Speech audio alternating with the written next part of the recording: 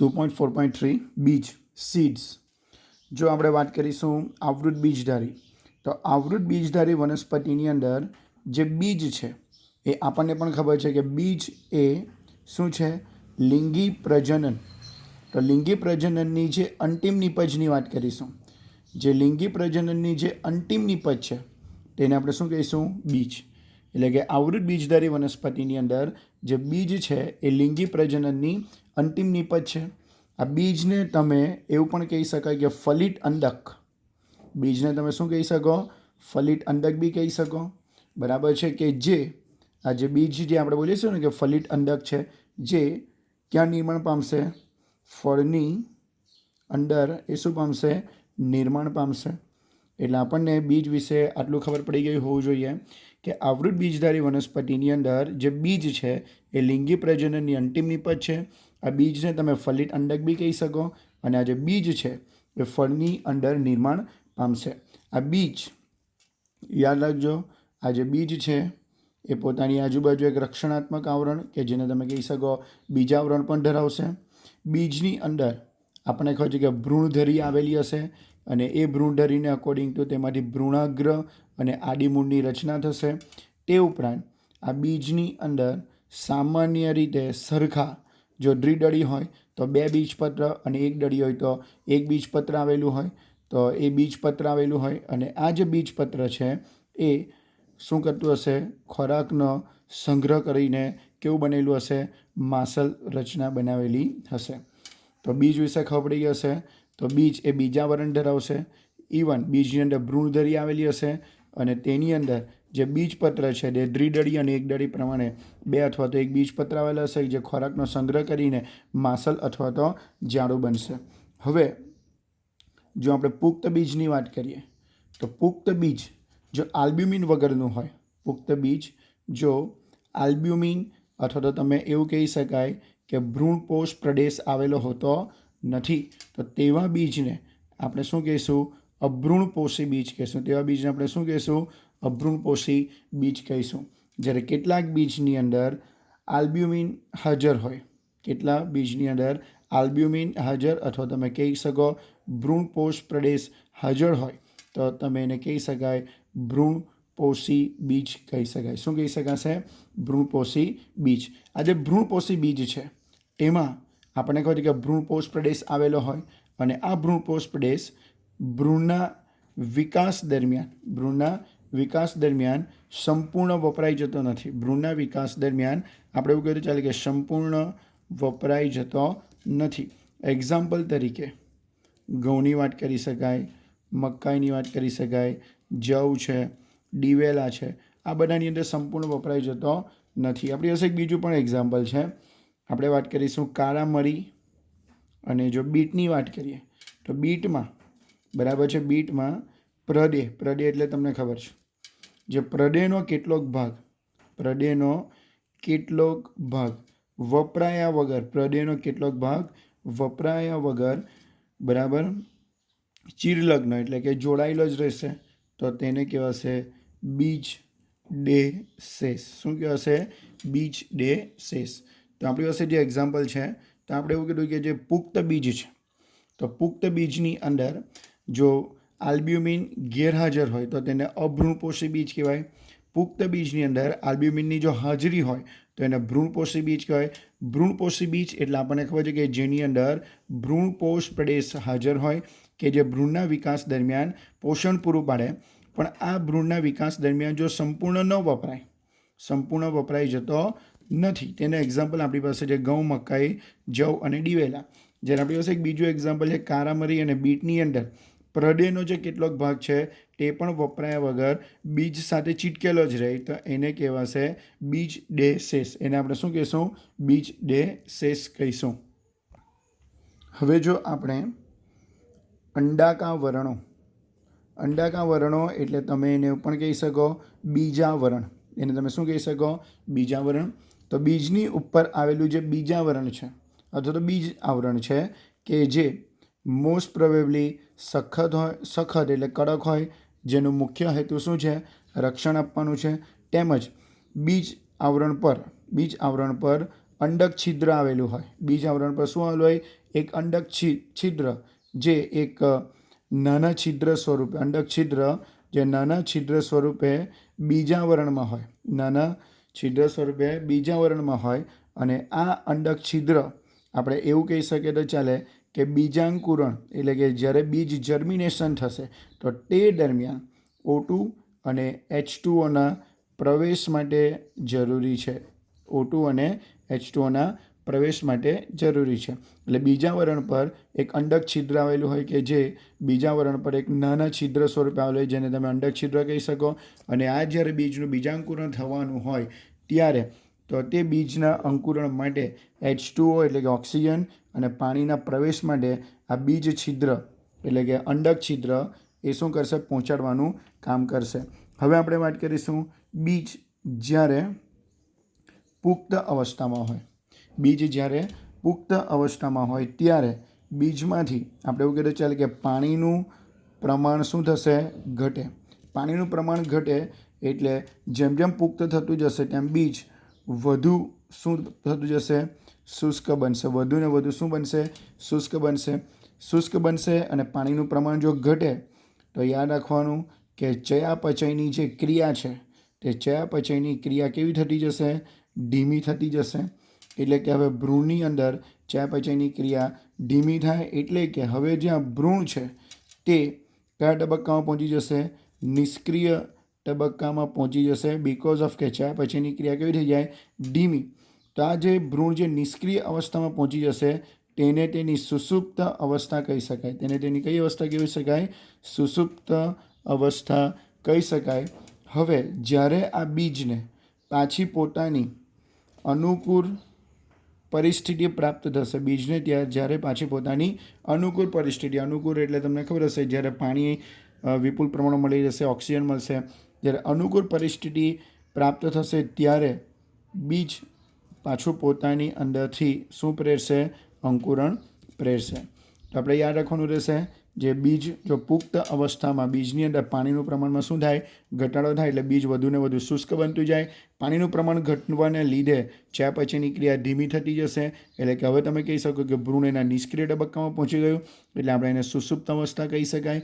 અને જ્યારે આ બીજને પાછી પોતાની અનુકૂળ અવસ્થા અથવા તો પરિસ્થિતિ પ્રાપ્ત થશે ત્યારે બીજમાંથી પાછું શું પામશે? અંકુરણ પામશે. અંડક જે છે, અંડકનું યાદ રાખવાનું આપણે રહેશે. અંડકનું શામાં રૂપાંતર થશે? બીજમાં થશે. અને જે બીજાશય છે એ બીજાશયનું રૂપાંતર ક્યાં થશે?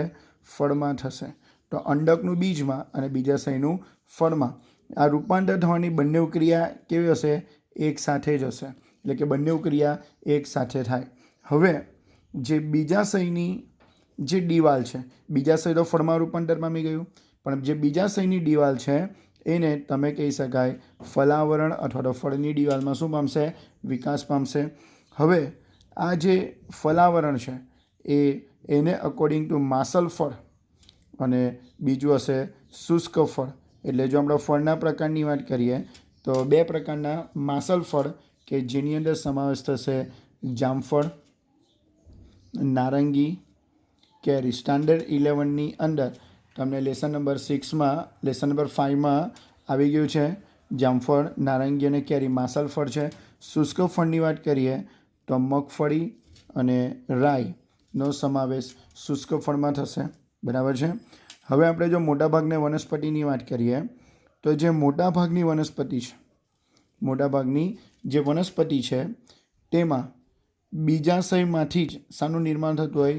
ફળનું નિર્માણ થતું હોય. આ યાદ રાખજો કે મોટાભાગની જે વનસ્પતિ છે તેની અંદર બીજાશયમાંથી જ ફળનું નિર્માણ થતું હોય અને એના બાકીના જે ભાગો છે, બીજાશય સિવાયના જે બાકીના જે ભાગો છે તેનું ફળ નિર્માણ દરમિયાન શું થાય? વિઘટન થાય અથવા તો શું થતા હોય? ખરી જતા હોય. એક્ઝામ્પલ તરીકે, બરાબર, આપણે એવા બી એક્ઝામ્પલ આપણી પાસે છે કે કેટલીક જાતિ એવી પણ છે, કેટલીક જાતિ એવી પણ છે, જસ્ટ એક્ઝામ્પલ આ યાદ રાખવાનું છે. એક્ઝામ્પલ સફરજન છે, બરાબર છે, સ્ટ્રોબેરી છે અને કાજુ, બરાબર છે. તો કેટલીક જાતિ એવી પણ છે કે જેમાં પુષ્પાસન પુષ્પાસન એટલે આપણે ખબર છે કે તેના પરથી પુષ્પના 4 ચક્ર ગોઠવાશે. તો જે પુષ્પાસન છે તો તે ફળના નિર્માણમાં ભાગ લેશે. આપણને ખબર છે કે મોટાભાગની વનસ્પતિમાં તો બીજાશયમાંથી જ ફળ નિર્માણ પામી જાય, બાકીના ભાગો ફળ નિર્માણમાં ભાગ લેતા નથી. જ્યારે કેટલીક જાતિમાં બીજાશય સિવાય પણ જસ્ટ એક્ઝામ્પલ પુષ્પાસન ફળના નિર્માણમાં શું કરી લેશે? ભાગ લેશે. તો આવું જે ફ્રૂટ છે એને તમે કૂટ ફળ કહી શકો. શું કહી શકાય? કૂટ ફળ એટલે તમે કહી શકાય ફોલ્સ ફ્રૂટ. શું કહી શકાય? False fruit. જ્યારે આપણે કીધું તેમ કે મોટાભાગના જે ફળો છે, મોટાભાગના જે ફળ છે એનો વિકાસ ક્યાંથી થશે? બીજાશયમાંથી જ થાય, બીજા કોઈ ભાગમાંથી થતું નથી. જો બીજાશયમાંથી જ થાય તો એને તમે કહી શકાય સત્યફળ. શું કહી શકાય? સત્યફળ. તો ક્લિયર થઈ ગયું હશે કે કૂટફળ અને સત્યફળમાં શું ફરક છે. જો ફળનો વિકાસ ક્યાંથી થશે?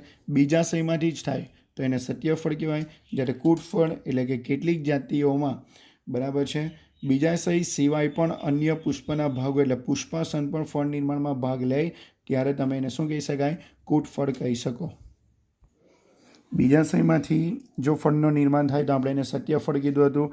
અને બીજાશય સિવાય પણ પુષ્પના કોઈ ભાગો કે જે ફળ નિર્માણમાં ભાગ લે તો તેને આપણે કૂટફળ કીધું હતું. હવે જો વાત કરીએ તો જે ફળ છે એ ફળ એ આપણને પણ ખબર છે કે ફલનનું જ પરિણામ છે. ફળ એ શાનું પરિણામ છે? એક ફલનનું પરિણામ છે. પણ આપણી પાસે કેટલાક એવા પણ એક્ઝામ્પલ છે, કેટલીક જાતિઓ એવી પણ છે કે જેમાં ફળના નિર્માણની વાત કરીએ તો ફલન વગર, યાદ રાખજો કે ફલન વગર અફલિત ફળ ડેવલપ થશે. ફલન વગર શું ડેવલપ થશે? અફલિત ફળ ડેવલપ થશે. એક્ઝામ્પલ તરીકે આપણી પાસે છે બનાના, કેળા. તો કેળાની અંદર આપણને ખબર છે કે ફળનું નિર્માણ ફલન વગર થશે. તો આવા ફળને આપણે અફલિત ફળ કહીશું. આ અફલિત જે ફળ છે તે વિકાસ એ આ અફલિત ફળનો વિકાસ એ યાદ રાખજો કોના પર ડિપેન્ડ છે? વૃદ્ધિ અંતઃસ્ત્રાવ. યાદ રાખજો કોનાથી? વૃદ્ધિ અંતઃસ્ત્રાવથી પ્રેરી અને તેની અંદર બીજવિહીન આપણે શું કરી શકાય? ફળનું નિર્માણ કરી શકાય. બીજવિહીન ફળનું નિર્માણ કરી શકાય. તો આપણે ખબર હોવી જોઈએ કે ફળ એ ફલનનું પરિણામ છે, પરંતુ કેટલીક જાતિઓમાં ફળનું નિર્માણ ફલન વગર થાય. જસ્ટ એક્ઝામ્પલ કેળા, તો એને અફલિત ફળ કહેવાય. આવા અફલિત ફળની અંદર વૃદ્ધિ અંતઃસ્ત્રાવથી પ્રેરી આવા અફલિત ફળોને વૃદ્ધિ અંતઃસ્ત્રાવથી પ્રેરીને આપણે બીજવિહીન ફળનું નિર્માણ કરી શકીએ. બીજવિહીન ફળનું નિર્માણ કરી શકીએ. હવે આપણી પાસે કેટલાક MCQ છે અને MCQ વાઇઝ ક્વેશ્ચન છે આપણા લાસ્ટ પેરેગ્રાફની અંદર. જો આપણે વાત કરીશું, બીજ એ આપણી કૃષિનો પાયો છે. એક્ઝામમાં કોઈ ક્વેશ્ચન પૂછાય 2 માર્કમાં કે બીજ એ કૃષિનો પાયો છે, સમજાવો. તો આપણે હમણાં જ કહી ગયા કે જે પુખ્ત બીજ છે એ પુખ્ત બીજ કેવું હશે? જલરહિત. પુખ્ત બીજ કેવું હોય? જલરહિત હોય. અને જો જલરહિત હોય તો આવું જે બીજ છે એ સુષુપ્તતા પ્રાપ્ત કરી લેશે. આવું બીજ શું કરશે? સુષુપ્તતા પ્રાપ્ત કરી લેશે. અને જો સુષુપ્તતા પ્રાપ્ત કરી લે એટલે કે શુષ્ક બની જાય તો આપણે શું કરી શકીશું? બીજનો સંગ્રહ કરી શકીશું. આપણે શું કરી શકીશું? જો આવું બીજ શુષ્ક થઈ જશે તો આપણે બીજનો શું કરી શકાશે? સંગ્રહ કરીશું. એ આપણા માટે એક અગત્યની બાબત છે કે આપણે બીજનો શું કરી શકાશે? સંગ્રહ કરી શકાશે. હવે આ જે બીજનો સંગ્રહ કર્યો છે, જો બીજ સુષુપ્ત થઈ ગયું, જલરહિત થઈ ગયું, તો આપણે જે બીજનો સંગ્રહ કર્યો છે એ સંગ્રહને આધારે આપણે એવું કહી તો ચાલે કે તેનો આપણે ખોરાક તરીકે પણ શું કરી શકાય? ઉપયોગ કરી શકાશે. તેનો આપણે ખોરાક તરીકે ઉપયોગ કરી શકાશે. અને આગામી વર્ષોમાં જે આપણે સંગ્રહ પામેલા જે બીજ છે તેનું આપણે ફરીથી અંકુરણ મેળવી તેમાંથી આપણે શું મેળવી શકીએ છીએ? પાક મેળવવા માટે ઉપયોગી બનશે. એટલે કે બીજ એ કૃષિનો પાયો એટલા માટે છે બિકોઝ ઓફ કે જે પુખ્ત બીજ છે તે પુખ્ત બીજ જલરહિત થશે અને સુષુપ્તતા પ્રાપ્ત કરી લેશે. એટલે આપણે બીજનો સંગ્રહ કરી લેશું. આપણે માટે એક અગત્યની બાબત છે. આ બીજનો જે સંગ્રહ કર્યા પછી તેમાંથી આપણે ખોરાક તરીકે આપણે તેનો ઉપયોગ કરી શકીએ. તેમજ આગામી વર્ષોમાં તેનું જ અંકુરણ કરીને તેમાંથી પાક પણ મેળવી શકાય. બીજના વિકિરણ પછી એટલે કે બીજ ઉત્પન્ન થઈ ગયા પછી, બીજના વિકિરણ પછી એ કેટલો સમય જીવંત રહેશે, એટલે કે બીજનું વિકરણ થઈ જાય પછી બીજ કેટલા સમય માટે શું રહેશે, જીવંત રહેશે. બરાબર. એ દરેક વનસ્પતિની અંદર કેવું છે, જુદું જુદું છે. કેટલો સમય જીવંત રહેશે એ દરેક વનસ્પતિ માટે જુદું જુદું છે. તો કેટલાક બીજ એવા બી હશે કે જે આપણે એવું કહીએ તો ચાલે કે કેટલાક અથવા તો થોડાક મહિનાઓ સુધી કેટલાક અથવા તો થોડાક મહિનાઓ સુધી જ એ જીવંત રહેશે અને ત્યાર પછી એ બીજ પોતાની જીવિતતા ગુમાવી દેશે. જ્યારે કેટલાક બીજ એવા બી છે કે વર્ષો સુધી જીવંત રહેશે. કેટલાક બીજ એવા બી છે કે જે વર્ષો સુધી જીવંત રહેશે, એટલે કે 100થી વધારે વર્ષ કરતાં પણ જીવંત હોય એવા આપણી પાસે વનસ્પતિના બીજના એક્ઝામ્પલ છે. એટલે આપણે એવું કીધું ચાલે કે બીજના વિકિરણ પછી ઉત્પન્ન થયા પછી કેટલા સમય સુધી બીજ જીવંત રહેશે, જુદી જુદી વનસ્પતિની અંદર આપણે જુદી જુદી રીતે વર્ગીકરણ કરી શકાય. કેટલાક બીજ એવા બી છે કે થોડાક મહિનાઓ સુધી જીવંત રહેશે, ત્યાર પછી પોતાની જીવિતતા ગુમાવશે. જ્યારે કેટલાક બીજ એવા પણ છે કે જે વર્ષો સુધી જીવંત રહેશે, એટલે આપણે એવું પણ કહી શકાય કે 100 વર્ષથી વધારે સમય સુધી પણ કેટલાક બીજ શું રહેશે, જીવંત રહેશે. આપણી પાસે એના એક્ઝામ્પલ પણ છે. સૌથી જૂનું બીજ આપણી પાસે જે એક્ઝામ્પલ છે તેમાં સૌથી જૂનું બીજ, આ આપણું એક મોસ્ટ એમપી એમસીક્યુ છે. સૌથી જૂનું બીજ જેનું નામ છે લ્યુપાઇન આર્કેટિક્સ. આ યાદ રાખવાનું રહેશે, આ મહત્ત્વનો એમસીક્યુ છે. સૌથી જૂનું બીજ એ લ્યુપાઇન આર્કેટિક્સનું છે. બરાબર છે. આર્કેટિક્સ તુન્દ્ર, બરાબર છે. આ તમને ક્યાં જોવા મળશે, આર્કટિક તુન્દ્ર વિસ્તારમાં જોવા મળશે કે જ્યાં એ 10,000 વર્ષ સુધી આ બીજ કેવું રહ્યું હશે, સુષુપ્ત રહ્યું અને ત્યાર પછી તેમાંથી શું પામશે, અંકુરણ પામી અને પુખ્ત વનસ્પતિમાં એનું સર્જન થશે.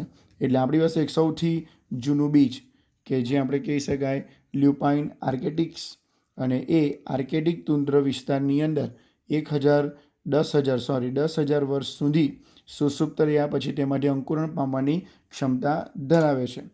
તેવું જ આપણી પાસે એક એક્ઝામ્પલ છે 2,000 વર્ષ જૂના ખજૂરીના જીવંત બીજ. બરાબર. કેવા બીજની વાત કરીએ છીએ, જીવંત. એટલે કેટલા બીજ એવા બી છે કે વર્ષો સુધી પોતાની જીવિતતા ગુમાવતા નથી. 2,000 વર્ષ જૂના ખજૂરીના જીવંત બીજ આપણને મૃત દરિયાની અંદર હેરોડ મહેલમાંથી ખજૂરીના બીજ મળી આવ્યા છે, જે 2,000 વર્ષ પછી પણ અંકુરણ પામવાની ક્ષમતા ધરાવે છે. બરાબર છે. તો આપણી પાસે આ 2 એક્ઝામ્પલ યાદ રાખવાના રહેશે. હવે આપણે જોવાના છે અસંયોગી જનન અને બીજું જોવાના છે બહુભ્રૂણતા. તો કેટલીક સપુષ્પી વનસ્પતિ, બરાબર છે, કેટલીક સપુષ્પ વનસ્પતિ ફલન વગર શાનું નિર્માણ કરશે, બીજનું નિર્માણ કરશે. બરાબર. ફલન વગર શાનું નિર્માણ કરે, બીજનું નિર્માણ કરે. તો આ જે ઘટના છે, ફલન વગર બીજના નિર્માણ થવાની જે ઘટના છે, એને આપણે કહીશું અસંયોગી જનન કહીશું. એને આપણે શું કહીશું, અસંયોગી જનન. આ અસંયોગી જનન એક પ્રકારનું આપણે એવું કહી શકાય કે અલિંગી પ્રજનનનું એક સ્વરૂપ છે. અને અલિંગી પ્રજનનનું સ્વરૂપ તો ઘણી કહી જ શકાય, પણ આ એક અલિંગી પ્રજનનનું સ્વરૂપ એ લિંગી પ્રજનનની નકલ કરશે. આવું કેમ કહેવાશે કે લિંગી પ્રજનનની નકલ કરશે, તો આપણને બી ખબર છે કે લિંગી પ્રજનન થશે તો ફાઇનલી શું ઉત્પન્ન થશે, બીજ ઉત્પન્ન થશે. અને આ અલિંગી પ્રજનન કરીને પણ શું કરશે, બીજ જ ઉત્પન્ન કરશે. એટલે અસંયોગી જનન એટલે શું કે ફલન વગર બીજનું નિર્માણ કરવું, અને ફલન વગર બીજનું નિર્માણ થવું એ કે અલિંગી પ્રજનનનું સ્વરૂપ છે, પણ ફાઇનલી શું ઉત્પન્ન કરશે, બીજ જ ઉત્પન્ન કરશે. લિંગી પ્રજનનમાં પણ ફાઇનલી શું ઉત્પન્ન થશે, બીજ જ. એટલે એવું કહી શકાય કે તે લિંગી પ્રજનનની શું કરશે, નકલ કરશે. બરાબર છે. હવે આપણે વાત કરીશું જે અસંયોગી જનન છે, અથવા તો અસંયોગી જનનથી ઉત્પન્ન થતા જે અસંયોગી જે બીજ છે, એ બીજ, બરાબર, અર્ધીકરણ કરવા વગર, એટલે કે અસંયોગી જનનમાં અર્ધીકરણ થતું નથી. અર્ધીકરણ કરવા વગર શું ઉત્પન્ન કરશે, દ્વિકીય અંડકોષનું નિર્માણ કરે. શાનું નિર્માણ થશે, દ્વિકીય અંડકોષનું નિર્માણ થશે, બરાબર છે. અને ફલન વગર ભ્રૂણમાં વિકાસ પામશે. આ જે દ્વિકીય અંડકોષનું નિર્માણ થયું છે, આ દ્વિકીય અંડકોષનું નિર્માણ થયા પછી એનું ફલન થતું નથી અને ફલન વગર જ તેનું શામાં રૂપાંતર થઈ જાય? ભ્રૂણમાં વિકાસ પામવાનું શરૂ થઈ જશે, બરાબર છે. તેવી જ રીતે આપણી પાસે કેટલાક એક્ઝામ્પલ છે. લીંબુ છે, કેરી છે. તો લીંબુ અને કેરીની ઘણી જાતો, બરાબર, ઘણી જાતોમાં વનસ્પતિમાં ભ્રૂણપૂટની આસપાસ આપણને ખબર છે કે ભ્રૂણપૂટની આસપાસ, બરાબર, પ્રદેહના કેટલા કોષો હોય, પ્રદેહનો કેટલોક ભાગ હોય, એટલે કે પ્રદેહના કેટલા કોષો, બરાબર છે. પ્રદેહના કેટલા કોષોનું વારંવાર શું ચાલુ થઈ જશે? વિભાજન ચાલુ થઈ જશે. અને આ વિભાજન થાય એટલે કોષોની સંખ્યા વધે, અને કોષોની સંખ્યા વધે તો ભ્રૂણપૂટમાં ઉપસી આવશે. કોષોની સંખ્યા વધે તો એના લીધે ભ્રૂણપૂટ પર શું આવશે? ઉપસી આવશે. અને આ વિભાજન પામેલા કોષો છે તેનું ફલન થયા વગર તેમાંથી શું ઉત્પન્ન થશે? ભ્રૂણમાં તેનું શું થઈ જશે? રૂપાંતર થઈ જશે. એટલે કે ફલન વગર પ્રદેહના કોષો શામાં રૂપાંતર પામી જશે? ભ્રૂણમાં રૂપાંતર પામી જાય. આવી જાતિની અંદર દરેક અંડકમાં, કેમ કે પ્રદેહના દરેક કોષો, બરાબર, જો વિભાજન પામીને જો ભ્રૂણમાં રૂપાંતર પામે તો આવી જાતિના દરેક અંડકમાં શું થઈ જશે? ઘણા બધા ભ્રૂણ ડેવલપ થશે. અને આવા ઘણા બધા ભ્રૂણ ડેવલપ થાય તો તેને તમે શું કહી શકાય? બહુભ્રૂણતા કહી શકો. શું કહી શકાય? બહુભ્રૂણતા, બરાબર છે. તો અસંયોગીકરણ એટલે ક્લિયર થઈ ગયું હશે કે અર્ધીકરણ થવા વગર દ્વિકીય અંડકોષનું નિર્માણ થયેલું છે અથવા તો નિર્માણ થાય અને તેનું ફલન થતું નથી અને ફલન વગર જ એ ભ્રૂણમાં ડેવલપ થઈ જાય. લીંબુ છે, કેરી છે, તેની કેટલીક જાતિમાં પ્રદેહના જે કોષો છે, પ્રદેહનો કેટલોક ભાગ છે તે વિભાજન પામશે અને વિભાજન પામ્યા પછી આના કોષો ભ્રૂણમાં રૂપાંતર થઈ જશે. તો આવી કેટલીક જાતોમાં એક કરતાં વધારે ભ્રૂણ જોવા મળશે તો તેને આપણે કહીશું બહુભ્રૂણતા.